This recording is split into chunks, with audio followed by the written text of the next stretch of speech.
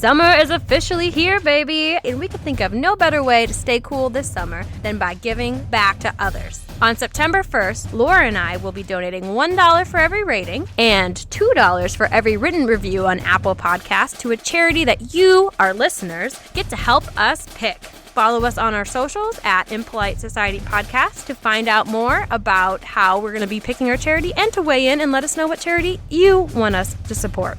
But that's not it, because not only are you helping us help others, you also have a chance to help yourself. Not only are we going to be cutting a check to a charity on September 1st, we are also going to be choosing a written review at random to win a $50 gift card and some Impolite Society swag. So if you leave us a review, let us know by taking a screenshot and emailing it to us at rude@impolitesocietypodcast.com or slip it into the DMs of any of our socials. Fixing this messed up world is hard, but when you take a couple seconds to leave us a rating on Apple Podcasts, you can rest assured that you did something positive with your summer and you helped us improve the world $1 at a time. Thank you so much for listening. Now to the show.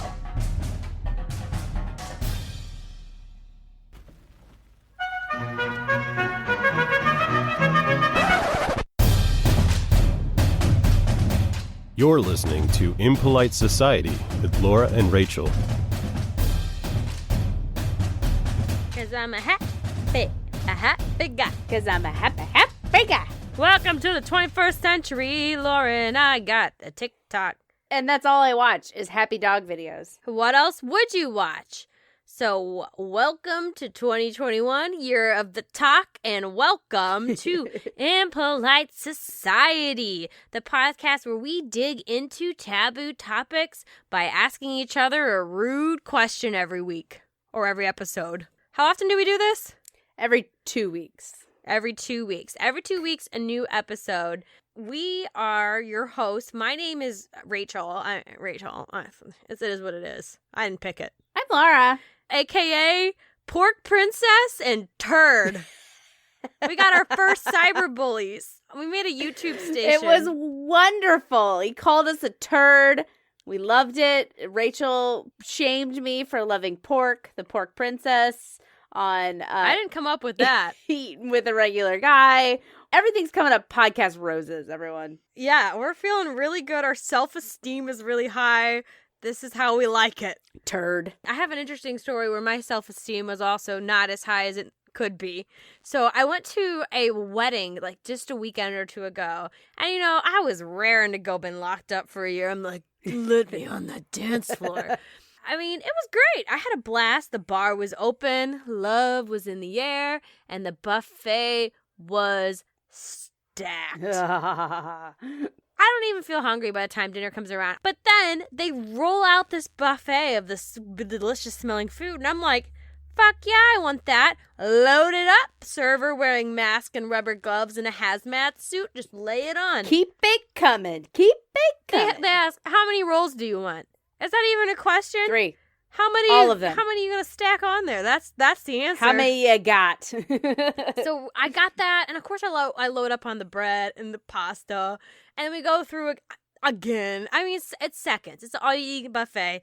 That's what it's about. Weddings should come with a vomitorium as far as I'm concerned. Like, give truly. me that food. Exactly. And I mean, so after dinner, I'm already pushing my shapewear to its limits. And then dessert. And it was medieval punt cakes. And I'm like, oh my God, gimme. I had 2, no kidding, 2 back to back. Didn't even think about it. And I, at this point, throw in some beer from the open bar on top of that mix of food. That stew. Yeah, I'm feeling heavy, to say the least. And not gonna lie, it led to a little bit of trouble and awkwardness on the dance floor later that night. Not grooving exactly the way that you wanted to while your full belly's getting in the way. Let me say, my body was doing body rolls, but not the sexy kind. It was just kind of like, flop, flop, flop, flop. Blech. So then I have a confession. Go. This is not the first time I've eaten myself to this point. What? Shocker. No one has ever done that before. But, this happens way more than it probably should. We even have a whole holiday that's literally just dedicated to stuffing ourselves. I feel like we definitely have more than one of those holidays. You've got 4th of July, you've got Christmas, you've got Easter. Of course, you got Thanksgiving, which is solely dedicated. But I mean, every single one of them really is about food, food, food, food, food. But truly, Turkey Day is the day that's all about pounding as much as you can into your body. I mean, really, it's like a Tuesday for me. It's like, really, that's the holiday. Well, truly. Oh, my gosh. Every day is a reason to celebrate, baby.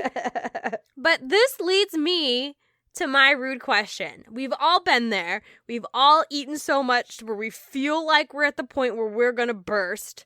My rude question today: can I literally eat so much in one sitting that I kill myself, that my stomach bursts and I die? I've definitely wondered this question myself. I think this is an awesome topic because as a frequent binge eater, this is something that has crossed my mind on several occasions. I've known in my circles, aka my family, as somebody who can put away an inordinate amount of food. Like, I don't know, you ever been to the pasta house on all-you-can-eat spaghetti night? I knocked down 2 big plates and 1 little plate. And I'm like, my people are shocked. They're just shocked. They don't, I could be a competitive eater. But it's not just me. Americans in general are eating more. In fact, our average caloric intake per day has increased 25% from 1961 to 2013. And I think, this might be just speculation, but I think it went up another 25% since COVID. The pandemic started. Oh, yeah. COVID-19, the 19 pounds, that is completely legit. And while we love chowing down and we have holidays around it and we all rely on it as an emotional support system during tough times, there's still a really big taboo around overeating. Yeah, I really think that there is. I mean, I would love to do a whole podcast on binge eating and the shame associated with it. There is a taboo around overeating. And that is most clearly summated, is that a word? Summarized? In the fact that one of the 7 deadly sins is gluttony. And if you are gluttonous, that could get you murdered, but the good news is that good old Missouri boy Brad Pitt will show up and I think solve the murder. I've never seen it. Does his wife's head get cut off? His wife's head does get cut off. He does solve the murder, but the guy is at still what dead. Cost? At what cost, indeed.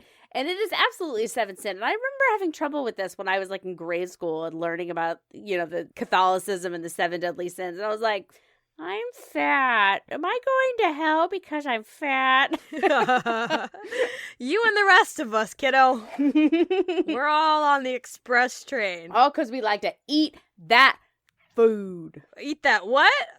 Food. Food. So, I mean, obviously, we're all about eating. We got celebrations around it, but there's still a taboo. So, what's the worst that can happen when you eat? Can you eat yourself to death? Literally the question that we're going to get into today, right after this quick break.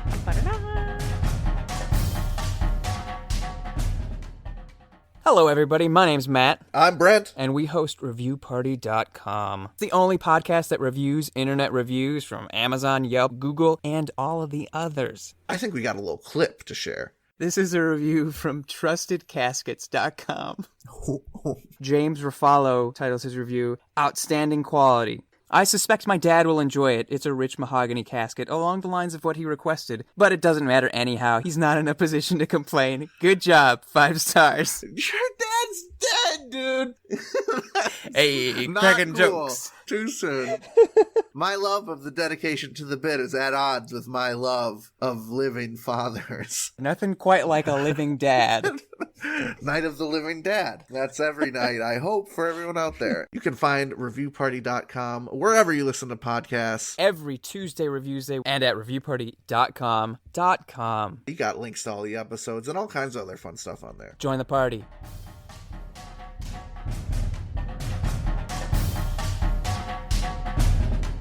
So, Laura, have you ever thought that you were going to die from overeating? Not die, but I've definitely been like, oh, this is not good. This is bad. This is very, very bad. Most often at Mexican restaurants because Oh my God, the chips. the chips, man, just keep them coming. I will eat myself sick on some chips every time. 100%. Ugh. So when it comes to eating, right? So before we dive into the subject of whether we can actually die or not from overeating, I want to give us a little background information. I want to talk about some of the mechanics of what happens when we eat. And to do that, I want to start with the 3 major players on the stage of digestion. I'm here for And it. a lot of this comes from our queen, Mary Roche, who is author of the book Gulp and Stiff. And I found several articles of hers in the research of this. And she's got a new book coming out. Ooh, So check Mary it out. Roche. So the 3 major players in eating are, of course, our stomach. Mhm. Num, num, num, num, num. Our esophagus, which is our canal that gets it to the tummy. Glob, glob, glob, glob, glob. And then third, the brain? What? I feel like you're missing a crucial Well, the mouth. Yes, that's what I'm here for, is the chewing, the tasting, the textures in my mouth as I swallow it down. That's what I'm here for. Well, okay, I maybe misset the stage. Not the major players in eating, but the major players in knowing you are full. And breaking this shit down. Okay. Yeah, and managing appetite. Got it. Because these 3 will all come back in to play when we talk about can we actually die or not from eating too much. Got it. So our puppet master behind the scenes is your brain, right? So this is the command central, like that movie Inside Out, poking all the buttons, getting things going. Is your brain secretly a slave to your stomach? Because they are connected by a string or a cable through the vagus nerve.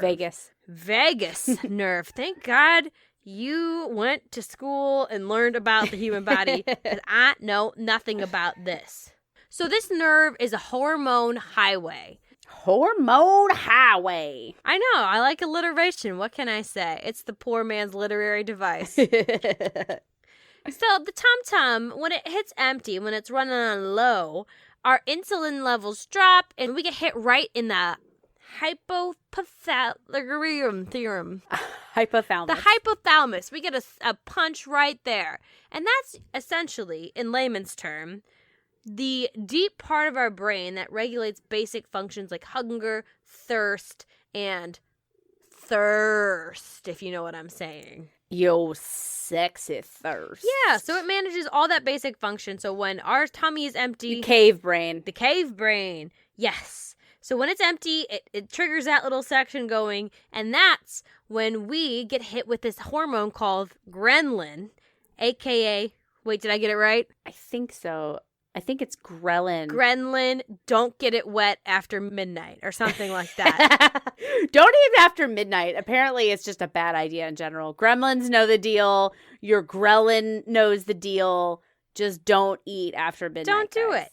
So this is because when it gets out and about, it stimulates our appetite, which we all know what fucking appetite is. Hello, you're talking to the pork princess. Oh, she knows. Oh, she knows. It'll never die. And that's just the saying, I'm going to translate what's happening here. Ready? Here it goes. Me want food. Thanks, Jenna. I love it. And that's when we want to eat. So when we start to chow down, we will eat until our fat tissues expel leptin. And this chemical tells our brain that we're full, ideally. So this did not seem right to me because our fat tissues tell us when to stop eating. I feel like if that was the case, I get a lot of those fuckers, and I don't feel like they're telling me to stop. They're saying, we want more. Give us little brothers and Yeah. sisters. Keep eating. Yes. I feel like that's exactly what they're saying. That could be one of the flaws, because there are quite a few flaws in this plan. Evolution, thank you. One of them being that it does not happen in real time. It's like, come on, body, get with the times. I can watch at least 3 episodes of 30 Rock before my brain realizes that I just jammed too many chips in my tum-tum. Oh, definitely. I mean, I'd say the clock, the scientific clock would say it takes up to 15 minutes for your tummy to really tell your brain that it's full. That's why they're all like, eat slow, put your fork down. Use chopsticks. Boring. Ugh. I'm going to just dump it into my gullet. But it's also like, you're so close. Work on your communication. Come on. The proximity's there. Yeah, and time goes by so fast, man. You can eat a lot in 15 minutes. I can eat a lot in 15 minutes. I'm not going to tell you how much. Come on. Human body do better. That's the point there. Another major flaw is, who wants to listen to something as stupid as hormones? Food be tasty. And I'm not going to be bound to my physical form. My body is a cage. I'm in charge here, and I do what I want. And if I like how that tastes, I'm going to keep eating it. Give me the butt cakes. Bring on the bunts.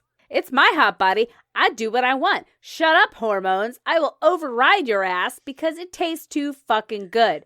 This is why a lot of people criticize like the modern food industry for making things so sugar, salt, fat heavy. It's so good that it overrides everything that our bodies tell us that we should eat because we're like, no, I want it. I want it. Living in a caveman paradise. That's our modern world. I'm like, I'm going to eat all the strawberries I want. Strawberries are pretty good. They're like nature's candy. I still can't eat the volume of strawberries that I can of Oreos in one sitting because God might have made a strawberry, but humans made an Oreo. It's water content is why you can't. And I can eat a shit ton of fruit. Anyway, that's a whole other story. I can eat a lot of fruit, but I would prefer the Oreos, yes. Yes, because it's literally made for us. Designed by humans for humans. Made for us by us. They should put FUBU on the package of an Oreo. Yeah, and Mother Nature ain't taking care of your shit like we are. We know what's up. We know what's up. We know what you want, girl. Girl, that's why you got that vibrator. Damn straight. For us, by us. That's how that works. The food goes in. We have these hormones that ticky-tock back and forth to each other that, in an ideal world say, enough's enough, time to be done. Cool it with the food. Inside of us, there's like these little hormones. Can you imagine? They're like, excuse me, I think it's time we should probably stop. No! And then the brain comes in. Tastes good! Inside all of us. Can you imagine? Oh my God. But that comes to the question, can your brain be so powerful that it overrides those little puny hormones and the physical capacity of our stomachs? We are confined to these physical beings as much as if our brain says, no, I'm not going to listen to you, I'm going to eat whatever I want. We're still confined to them. So, digging into the question, can you eat yourself to death? Probably not. And here's why. So there's several fail-safes for when a stomach becomes overfilled, like at a wedding or a Mexican restaurant, or when you're got 2 turkey legs in your hands and you're chowing down, talking about what you're grateful for. So grateful for these 2 turkey legs. As things escalate when we continue to overload our tummy, there's several steps. Step 1, code level yellow. The stretch receptors in your stomach say, oh, things are getting kind of tight here. Ideally, your brain's like, oh, then maybe I should stop shoving things down my mouth. In an afternoon setting, I feel like I adhere to this. Now, talking like 10 o'clock at night, for some reason, I'm going right past level yellow. Yes, you level yellow, get out of here. That's literally a snack. Level slightly less yellow, more orange. What would you call that? What's a yellow-orange? Ochre. Level ochre. Oh gosh, this is good. It triggers a transient lower esophageal sphincter relaxation, aka the TLESR. A TLESR. Tesla. It's Yes. Tesla. Tesla. Elon Musk is coming for our bellies. Or if you want to call it like a normal human would, it's a burp. Oh. That's a fancy word for a burp. That is a very fancy word for a burp. It's a lot of words. Like, just call it a belch, a burp. And it actually serves a very important purpose. We've all belched after a heavy meal. And it's because our stomach is so stretched. It's like, we gotta make some room. So it vents it relaxes, like it says, that lower esophageal sphincter and lets the gases out and up and out our mouths in a very charming way. And if you're very talented, you can actually capture this gas and use it to form every letter of the alphabet.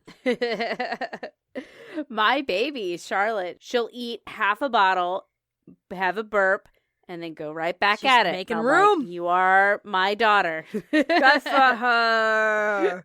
And that's so true because, like Charlotte, eating to that point, belching and making room is fucking child's play. So Yeah, we're on truly. level ochre, and Blowing right past like it. this is a typical weekend meal. That's Oh, yeah. fine. So now we get into true level orange, burnt sienna. Things are getting bad. So when you transcend from just discomfort and belching to straight pain. Okay. And my least favorite feeling in the world, nausea. Yeah. Somewhere between step 2 and step 3, somewhere between ochre and burnt sienna, I'm like, nope, I hate it. Because this feeling, this pain and nausea feeling is one of my least favorite feelings in the entire world. Though I have definitely been there many a times. It's one of my least favorite feelings. It is. It's not fun. And this is about where I was on the dance floor. It's hard to get down to Little John's Get Low when you're in physical pain. I'll just say that. From the window To the wall! To the barf runs down my chin! to the bile builds up within. Oh, vom, vom, vom, vom, vom, vom. Oh, matrimonial vomitorium.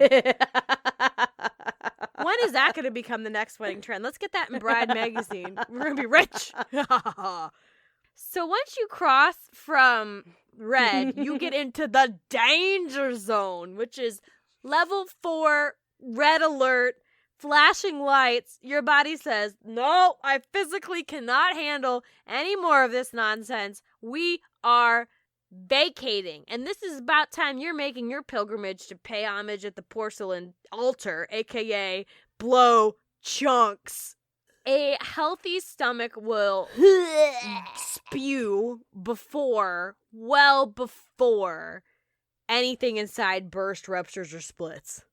You're pretty safe. So we're not even to the point Okay. where we're throwing up. If you Good to know. haven't eaten to the point that you're going to vomit, you're doing pretty good. You're not really in danger of eating so much that you eat yourself to death. Okay, good to know. So when would your belly burst, hypothetically? Typically, your tummy rummy, will rupture at 3 to 4 liters. Is liters a metric unit?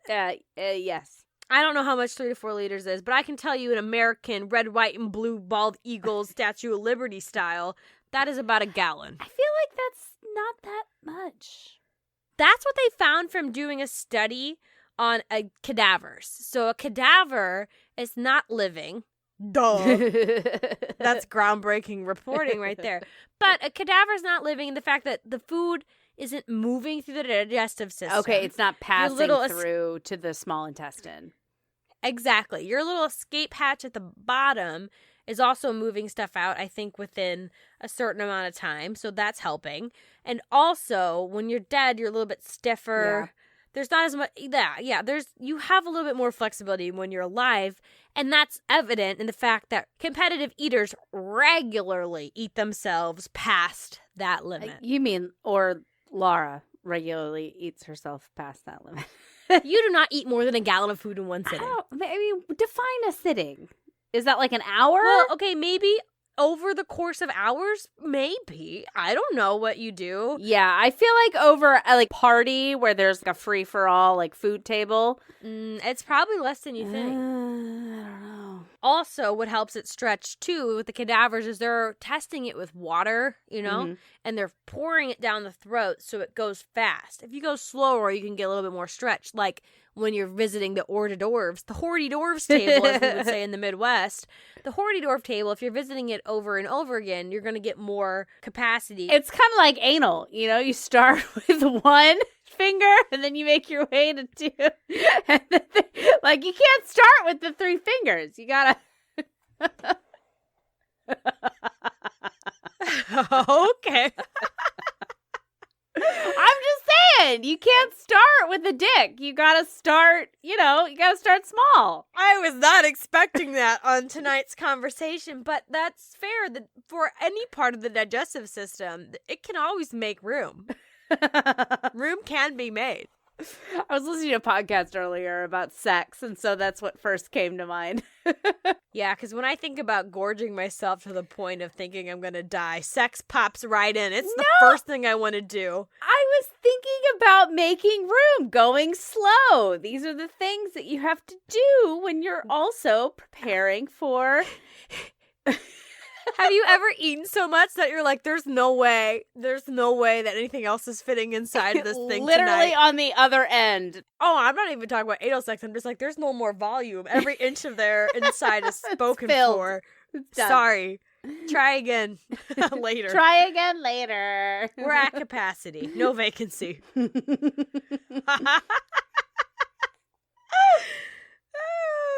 I didn't think that would come up tonight, but that's good. That's a good, clean fun. Some vomiting, some full tummies. No, we're gonna sneak sex in the back door. No, we're gonna sneak some more food in the back door. That's what Laura's gonna do. You can't sneak food in your ass. That's not how eating works. Says who? I've heard of chugging beer in your ass, but not. Yeah. Just skips all the good parts. I mean, if you stick an Oreo up there, I bet that'll boost your insulin levels. At what cost? At what cost? And I'm just like imagining cookies and cream ice cream. Just coming out like a cookies and cream enema. Where's the cream? What's the cream in this scenario? I mean, it comes from an outside donor. That's the whole idea. She's scandalized, ladies and gentlemen. I'm scandalized. I'm very reserved and demure. Thank you. Dear God. Some of this might be salvageable. I don't know what. Recenter. Ooh. Breathe, Laura. Breathe. So, while our stomachs are not going to explode, good news there. There's always exceptions to the rules. Nothing's ever 100%. Of course there are exceptions to rule, like when Kevin Spacey force feeds you at gunpoint until you die, and Brad Pitt has to come solve your murder. Wait, Kevin Spacey was the murderer in that movie? Yeah, he was. Oh my God, he killed people in the movie, and he killed people's innocence and belief that you wouldn't get assaulted in showbiz. I forgot about that. Oh, that's sad. Okay. And he's dead now. It's fine. Kevin Spacey is dead? No, he's not, but he's dead to me. I was like, holy shit, did I miss this? His cultural relevance is dead. Whatever, I will watch House of Cards season 1 till the freaking cows come home. Some people tell me I look like that girl that got smoked by the train, and I'm like, oh, totally, I don't you totally know how do. I feel about that. You totally do look like her. I don't know how I feel about that. Okay, so while it's not likely, there's always exceptions. And just because something's not normal doesn't mean it can't happen. When you take away our body's abilities to do what comes naturally, things are gonna go awry. And there's definitely instances where that has happened. Starting in 1891. The Gilded Age. Actually, I don't know if it's called the Gilded Age if it's in Sweden. No, I don't think because so. this is happening in Stockholm, Sweden. A 52-year-old, I believe he was a cab driver, not super relevant, but he OD'd on opium. And as a result was taken to the hospital for some therapeutic gastric rinsing, aka they are pumping his stomach. So each time they filled the stomach, they kept noticing it held a little bit more water. Yeah, that's right. Homeboy had sprung a leak. So, like, when they would put it in, like, less would come out? They could just keep adding more and more. Oh, jeez. Oh, Jesus, right. So what happened? This guy, that pesky little drug called opium was actually preventing his body from performing that evacuation well. He's like kind of numb, not numb, but what's relaxed, paralyzed? You know, it shuts your functions down. So because of that, he couldn't vomit. His stomach was becoming stretched and it literally sprung a leak. Oh, geez. From the cleansing. Man. And he died. Yeah. They killed him by doing that. Geez. He wasn't in a great state to begin with, but it actually, the doctors did studies and it changed how they treated flushing the stomach or pumping the stomach. Well, he taught us a valuable lesson. Thank you for that, 50-year-old cab driver in Stockholm, Sweden.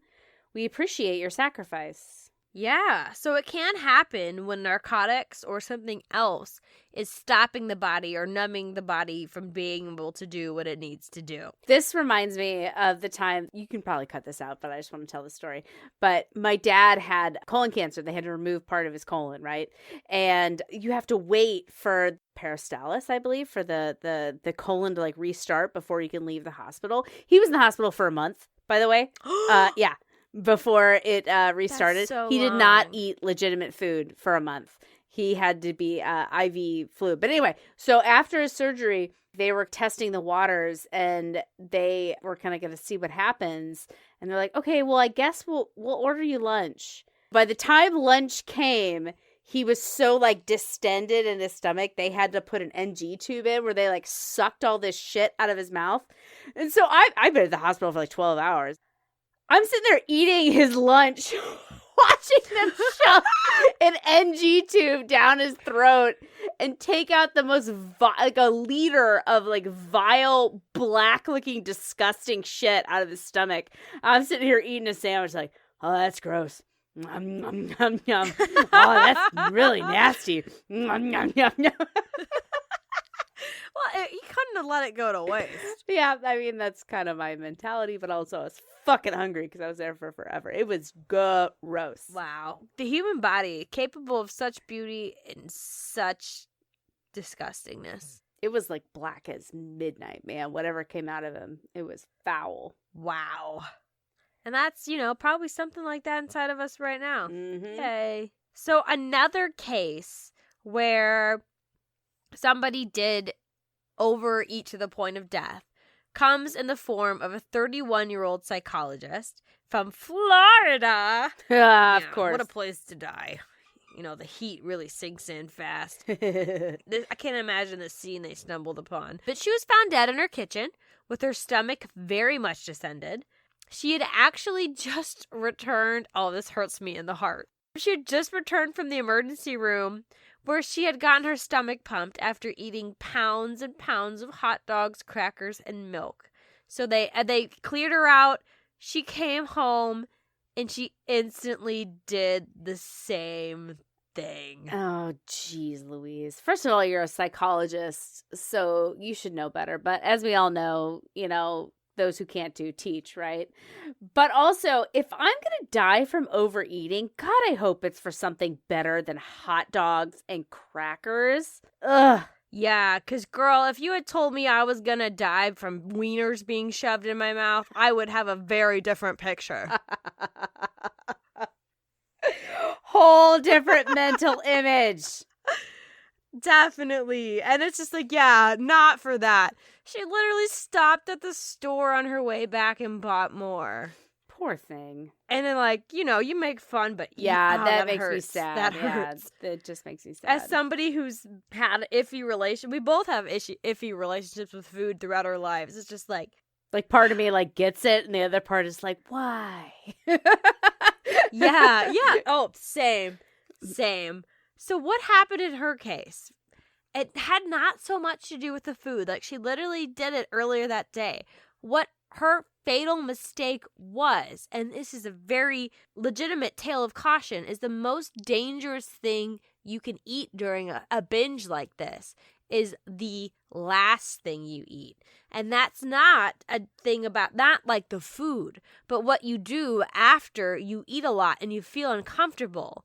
So she took bicarbonate of soda, a.k.a. baking soda, a.k.a. poor man's Alka-Seltzer.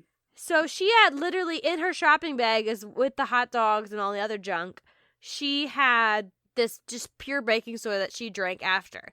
And everybody knows that when you mix baking soda and vinegar, what happens?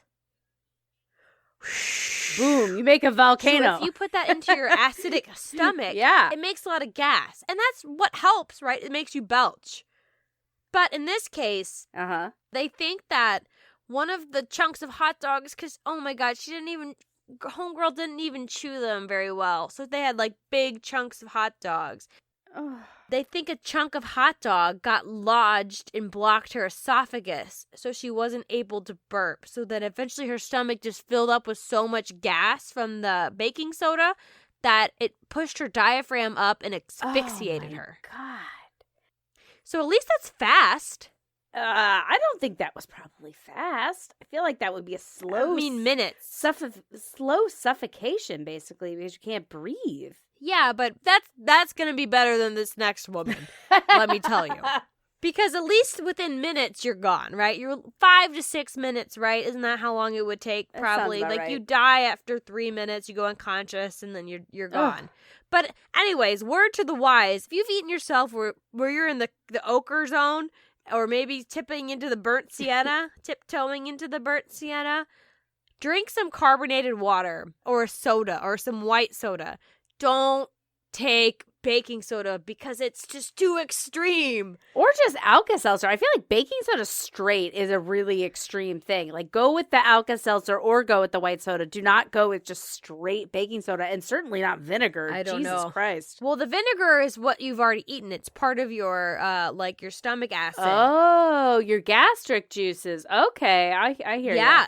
It's one of the stories I learned about for folks who died after taking baking soda or Alka-Seltzer, what a common denominator or something that came up several times, sauerkraut. Oh, like pickled items. Yeah, get the vinegar, you put the baking soda in, kaboom. Goodness. Yeah, I'm not touching any of that stuff anymore. I'm sticking to A, Oreos. not overeating, LOL, And B, Oreos. drinking carbonated water. Oreos. What? Sticking to Oreos. Oreos. No, don't binge eat on sauerkraut or pickles, everyone. What's your problem? I'm only doing my Oreos anally these days. I just want an Oreo enema. My vegan enema, which is made of Oreos. That's the only kind I take. Mash them up. Put them up. Get the cookies and cream going. Okay, here's our final tale of gore of somebody else who died from overeating. And this is a woman. She was young, poor sweet angel. She was 24. Wow. She's a model. Yeah. So you can already kind of imagine the way this is going to go. The year is 1985. And she comes into the hospital, stomach so distended, her innie belly button has become an outie. So she's like pregnant, basically. Looks pregnant, yes. Homegirl has eaten. Let me tell you. It sounds like the 12 Days of Christmas. Should I sing it? Yeah. 1 pound of liver, 2 pounds of kidney, half pounds of steak, 1 pound of cheese, 2 eggs, 2 thick slices of bread, 1 cauliflower, 10 peaches, 4 pears, 2 apples, 4 bananas, 2 pounds of plum. And I'm not even done yet because on top of that, she had 2 glasses of milk. If you add that all up, that equals a grand total of 19 pounds of food. So yeah, she was basically pregnant. And homegirl, I mean, I like organ meats, but you really went hard on the organ meats. This surprises me. I mean, she knew what she was after. Apparently. But why only a 1/4 pound of steak? I would turn down the kidney and amp up the steak. That's what I was thinking. Yeah. I like organ putting this meats, and I'm meal still together. like, you need to flip-flop this. We talked about how fast the first woman died. This woman was in the hospital for hours and hours because she didn't suffocate. Her stomach ruptured. Yeah. And what's in your stomach No bueno. Yeah. is a bunch of gross nastiness. And it leaked into her body, which made her septic. And then she died Slow death. from that bacterial infection. Yeah, so she died after 12 hours. I'm surprised it was 12. Honestly, I feel like it could have been a lot longer. Which is just, oh my God, horrible to imagine. Ugh. And yeah, 24, just so young. Poor thing. And if you had to guess, what do you think these last 2 women had in common? An eating disorder! Ding, ding, ding. Both of these women who died suffered from bulimia, which not only does it lead to binge eating and purging, and right, that's kind of the cornerstone of bulimia. But actually, by doing that, it makes your stomach more brittle. So in return, more likely to rupture. Do you know why that is? Because the periods of going without, the stomach shrinks. So you'll see that as a World War II buff, you'll know this because...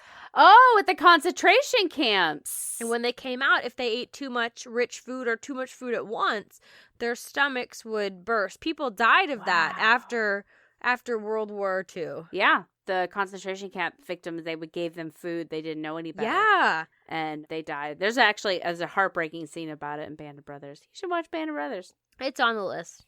And then this just begs a question. So these women are included in the list of people who ate themselves to death, right? And there's more. These are just kind of the ones that come to mind and have different kind of reasons. And like I said, tales of caution about how you can avoid eating yourself to death.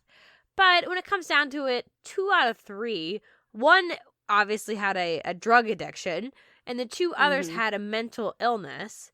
So is it even fair to say that they died of overeating, or did they die of their mental illness? I mean, it feels like suicide by food, honestly. Well, truly, because if somebody does choose to kill themselves and they jump off of a building, we say that cause of death is suicide, not from colliding with the asphalt at a high speed. Yeah. That's not the cause of death. It's that they chose to do that. And yeah, it does just feel like they lost their battle. Yeah. That's sad. It is sad, and this is supposed to be a light podcast, but... I guess this makes me take my late night binges a little bit more seriously. Maybe I should think about where this road leads. We all could a little bit. So just because it doesn't going to kill me, odds are, for like 99.999% of us, we're not going to eat ourselves to death because we have healthy bodies, we have healthy tummies. We're going to find ourselves vomiting way before we die. But I also wanted to know, if I overeat, am I setting myself up to continue to overeat in the future? Can binge eating make it so that my stomach is stretched and I can eat more the next time I decide I want to go ham on some ham? I think that is a real question because I have certainly had this thought before. I was like, what am I doing to myself? Am I setting myself up for future failure on these times? Well, I will say, in theory, you could be, right? Because there's definitely historical data that says that you can change your stomach's elasticity, right? We talked about the POWs and the women who suffered from bulimia having trouble, that affects their stomach, which could have led to their deaths and did lead to deaths after being released from or freed from concentration camps. On the flip side, you can technically train to have your stomach hold more. Competitive eaters do that all the time by drinking gallons of water. And fun history fact, King Louis XIV of France, aka the Sun King, after he died, he was a big gourmand, which is one of the few words I retained from my French class because I was like, yeah, that's me. It means lover of food. Big fatso. Yes. But anyways, Louis XIV loved to eat. It was said that after he died, his stomach, when they, I guess, were doing his autopsy, his stomach was twice the size of a normal human's. Man after my own heart. Truly, I wonder if that's what happened to me at some point as well. But in doing this study and learning about human anatomy, the ability to overeat has more to do with brain power than it does stomach capacity. So your brain overrides your stomach to say more. Yes. And that's a trend that comes up with the competitive eaters, where they can hold more in their stomach, but it doesn't necessarily affect them in the long run. And a quote from a very famous competitive eater says, all the willpower that it takes to say, stop eating when I've had enough, it takes way more to keep eating when my body says no. Ugh. Yeah. That sounds distinctly unhealthy. Yeah, so his brain is saying, like, I can stop myself from overeating on Thanksgiving because I can have control of my body to say, eat 1.5 pounds of hot dogs and water and buns. Oh, jeez. It has more to do with a brain telling us when and when not to eat than it does to actually like the holding capacity of our stomachs. Interesting. Because it also was found that stomach size is not correlated to overall body weight. So it's all about calories in versus calories out, as opposed to how much food can you eat in one sitting. I guess I could see that, but my question is, I mean, there's a reason why gastric surgery works for people, right? They take their stomach down to the size of, like, what, a couple tablespoons? Yeah, because that will work over a long term. There's people who can ideally be at a healthy weight and only eat one big meal a day, right? Because that big meal that they eat is the only calories they intake. And I think that that's a good example because I eat a lot in one sitting. We talked about that earlier. But I generally don't snack so much throughout the day. And I don't eat a lot of meals. I, at most, will eat 2 meals a day. You know, I'm active on top of that. Mm-hmm. So I feel like if you were just only seeing me when I'm eating my most, you would think, like, holy crap, this girl eats like no other. But it does equal out over time.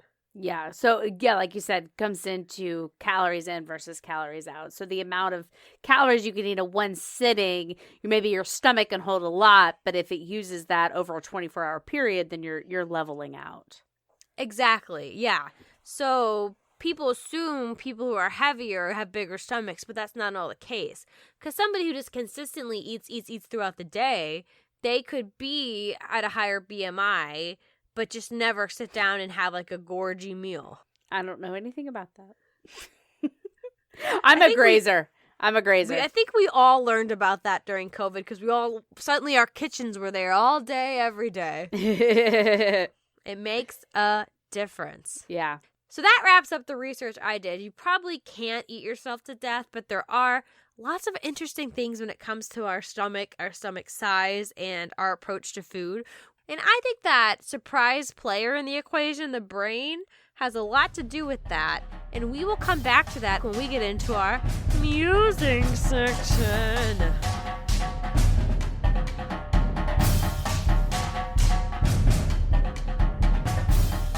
All right. So why do we think that overeating is seen as a taboo? You know, I had 2 schools of thought on this.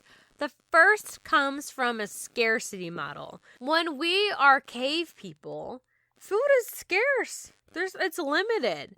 You know, when somebody sits down and pigs out and eats more than their quote-unquote fair share, that would rub a lot of your cave comrades the wrong way. I think it probably comes from that 7 deadly sins. Maybe those 2 are kind of the same thing.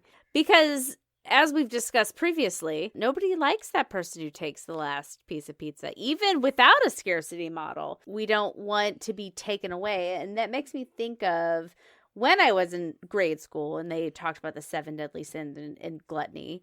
One of the examples they gave was, if there's so many pieces of pizza and you take another slice before somebody else does, that is gluttony. It's like that hoarding mentality, less so than like if there's plenty for everybody and you eat more than, maybe you should, maybe that's not so much of a concern. It's the taking away from others. From somebody else. Yeah. And I think that that's where it comes from. But on the flip side, I think in our modern society, nothing is scarce anymore. Mm-hmm. You know, for us as comfortable middle-class Americans, we have access to as much food as we need whenever we need it. We're hard-pressed to ever be in a situation where we can't go out and get food. Yeah. It could be 3 a.m.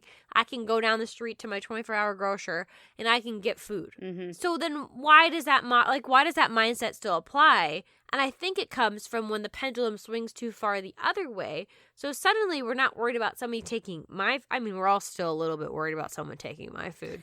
That's why I don't share my food. Don't take that share. Funny story. So my husband and I will make a frozen pizza, and he gets his set amount, which is like 2/3, and then I get 1/3. And then one time I gave him like part of my share of the pizza.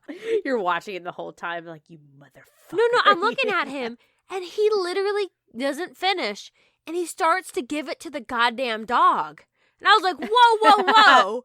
okay, I was giving it to you to be nice. If you don't want it, it goes to me before the dog. By default. Yeah, that's my pizza. That would make me mad too. And even in a world where I literally I've never been hungry, I've never wanted for food or worried where my next meal comes from, I'm still I'm very possessive of food. I'm food aggressive. I would get put down in the shelter. I would not make it. They would not be able to find me a home. But I think that then flips, the pendulum swings the other way where there's so much. We start to judge people for not having self-control. So it goes from the thing's still there. You don't have control of yourself to share with others. But then it flips to the other side where it's just like, that's not good for you. You know that you've had enough, but you still can't stop yourself. And that becomes a weakness. Yeah, that tracks for me, because I often think that same thing about myself. It's just like, God, you should know better. You should be able to control yourself better. And there's definitely shame associated with that. And so, yeah, I don't blame people for judging me for it, because I judge myself for it. Well, and exactly. And that's what comes down to my next question is like, I feel like I overeat all the time. And I mean, there's no doubt that I overeat to the point where my physically uncomfortable. Like that has happened. But I've never had to throw up because I've eaten so much. And I don't think I'm alone in that. I think a lot of times where we feel very uncomfortable after eating, it might not be so physically driven. And that begs the question, is the discomfort that we feel after overeating, is it strictly physical? Or is it because we have violated that taboo? I think it's a little bit of both. I think it's definitely not a good feeling. I mean, that's why you're on the dance floor, not feeling good. But on top of that physical feeling is that shame or that thought of like, God, you should have known better. Why did you do this to yourself? That berating yourself, it puts you in a bad place physically and a bad place emotionally at the same time, which just all comes together to just everyone's feeling no bueno. Truly. And when it comes down to it, though, am I as physically uncomfortable as I think I am? Or am I just hitting that code orange, right? Where my stomach's like, stop it, really stop it. And maybe tiptoeing into that ochre situation. Is it then my mind compounds that? So how much does our brain, that puppet master, well, my brain's pretty much a puppet to the stomach, I will say. But how much is that secret person behind the scenes, how much does the brain play in versus, if you're going to say the discomfort that you feel after binge eating on a typical binge eating day, like not Thanksgiving, because we all put more than we should in our bellies on Thanksgiving, but in a typical, weekend or time that you feel like you ate too much, if you're going to give a percentage to it, how much is brain versus how much is physical limits? I would say maybe like 40-60, so 40% brain, 60% physical. Okay. That would be my split. My head goes to the fact that my brain's probably more involved in it than it should be, because we looked at that data and we looked at the scientific facts, and your stomach and your lower intestines starts moving stuff on pretty quickly. So when I'm uncomfortable, when I've eaten myself to the point of discomfort, with belching and starting to digest, that should clear out somewhat quickly, but the guilt lingers and the discomfort lingers for hours and hours. I feel like this also might be down to the way the food affects your body, because though you can't gain 5 pounds in fat overnight from eating something, you can gain 5 pounds in water weight and like inflammation. There's research on like sugar and salt and about what it does to your body. I mean, I feel like I could look in the mirror and be like, girl, you need to cut back. It's not necessarily fat, it's that bloat. And so I feel like maybe that discomfort is not strictly just coming from your stomach and it's like stretchiness, but also just from like whatever else is going on in the metabolization. Metabolicization. There you go. Boo. Yeah, whatever that is. That is partly where the discomfort comes from, especially hours after your stomach has shrunk down to its like normal-ish size. But you've got other things going on there as your body uses all of this shit that it's shoved inside of it. And I think that is such a good point and so fair, because this episode wasn't about nutrition, and I have no idea how salt and sodium and all that stuff works. But I could take a very educated guess that a wedding buffet is going to be very high in salt and sodium. You would be correct. Give me a degree. Actually, do they even give degrees for nutritionists anymore, or do they just give them Instagrams? That you have graduated. Here is your Instagram account. Go on and tell people how to live their lives and how to feel shitty about themselves. That's how it works. So all of this compounding. So yes, I think that what kind of food plays a difference. How much you eat, you do feel physical discomfort, but I think your brain plays a role in there too. And it had me thinking the discomfort, the physical discomfort amplified by your mental anguish over breaking a taboo. Is this just like the food version of slut shaming? Just trying to keep us in our place and keep us from breaking the taboo or punishing us for doing something that is deemed wrong by society? That's a good question. I mean, it's definitely shaming. I don't know if it's a version of slut shaming. I just think it's just generally like everyone should know better. I should know not to eat fucking the whole tub of Ben and Jerry's. And I'm sitting there like, God, I should know better. I don't know. Is this how girls feel after they've had sex with 5 guys? Do they sit there like, oh, With God, I shouldn't have 5 guys done at that. once? 5 guys over a time frame? What is I don't know. total? That's not that many total.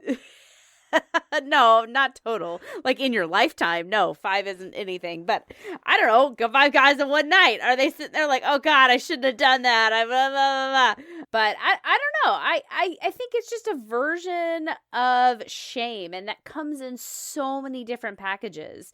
Food shaming, slut shaming, I don't know what other like things we could put on there, but I feel like just shame is such a pervasive thing in our society. Oh, definitely. It's what keeps us in line, right? Shame is what's used. But is there anything morally wrong, even with eating the Ben & Jerry's, with eating more than you should at a wedding? There's nothing inherently morally wrong with that, yet we feel shame about it. Yeah. I think it comes down to norms. You know, my mindset is often like normal people don't do this. That's like where my brain goes. I don't know what normal is. Yeah, I don't know. That's definitely something that you were taught, because normal people do everything. We eat the whole pint of Ben & Jerry's. We have that 3rd or 4th glass of wine. We overeat when we're having a good time and wanting to just relax and unwind. Well, then maybe it is then the discomfort that comes from it. Because that extra glass of wine, you know, the next day you're like, oh, fucking hell. Well, you in know that what case, I mean? there's like real physical consequences. Well, eating has real physical consequences. You know, you don't feel great. You feel distended. You feel bloated. You feel lethargic. You know what I mean? Like, these are all real physical consequences that we're feeling. The slut shaming, I feel like, is probably more physical social consequences. You could have your cookies and cream coming out, and that's not comfortable. Little chap down below. You can have the physical things. Maybe it's because I was raised Catholic, but the guilt is always there. And I think that whether that's from overeating, over drinking, or oversexing. Not anymore, because it's legal in the eyes of God. Thank you, holy matrimony. I can go to my priest and be like, yeah, I fuck. What about it? Nothing. You can't He blessed this you shit. can't even do anything, you know? Yeah, he really can't do anything. What have you been up to, Father? Nothing. We hope nothing. I hope nothing. Well, as long as it's with a consenting adult, I say more power to you. But hey, teacher, leave them kids alone. Hey, preacher, leave those boys alone. Yeah, really. Oh. How do we end up back in pedophiles? It always comes back to sodomy. Dear God. When you hear the word sodomy, I think that's time for us to wrap this up. Which you should also do if you're doing sodomy, because it's more likely for tearing. And if you don't have exclusivity with your sexual partner, I would say wrap it up. So that's what we're going to do here right now. We are going to wrap this shit up. We're going to put on our prophylactic and end this podcast. So thank you so much for listening. You can get more rude content on all of our socials. TikTok. Yes. Tickety-tock, Instagram, Facebook, Twitter. Am I missing anything? No, or you can visit us at impolitesocietypodcast.com. And send us your rude questions on the website or by emailing us at rude@impolitesocietypodcast.com. We want to hear from you. We might feature it on a Fan Friday episode. Yes, because we only apparently talk about food and sex. That's our perspective on the world, and we love it. We're just a bunch of apes, food and sex. But That's I mean, all there's we other want. people who have other rude questions. And as always, download, rate, and review. We are two nobodies trying to make it in a world of podcasts, of so many podcasts, mountains of podcasts. What do I hear? We got drums. There they are. Well, it's been great. It's been real. I'm going to go work on a pint of Ben & Jerry's myself. I have Halo Top, so I'm going to work on that pint of Halo Top. Oh, you skinny bitch. Whatever. I'm going to eat the Halo whole fucking Top? thing. I'm going to eat the whole fucking thing. Bye.